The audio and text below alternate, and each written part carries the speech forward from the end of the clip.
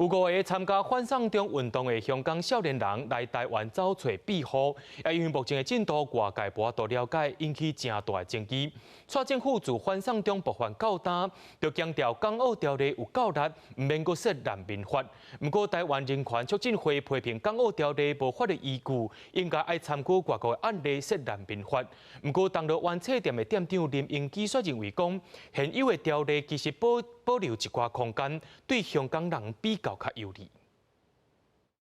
台湾的媒体工作者曾胜雄9月13日伫面册表讲，有5位抗议香港反送中的少年人来台湾寻求庇护。对今年7月18日逃难要来台湾，经过东沙岛的时，被陆委会扣留到打2个月过，也无管到含厝内的人直接，形容因的状况是比难民也搁较惨。总统蔡英文过去就表态讲，台湾无需要难民法，强调港澳条例就法度专案处理。不过，台湾人权促进会秘书长施益雄认为，爱有法律的依据，才有法度真正保护香港人。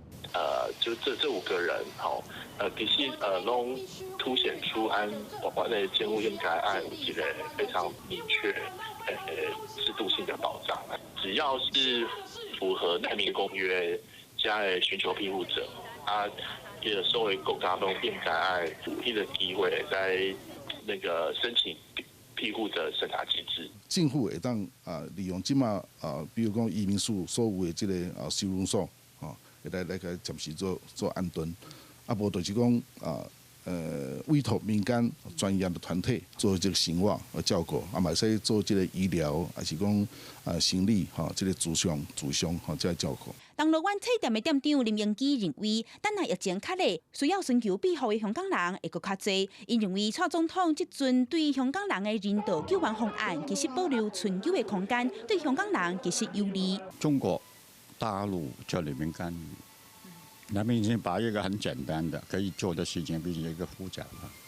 我所知道的是，中间有一个空间可以处理，它是一个没有所谓的很清楚的法律条文嘛。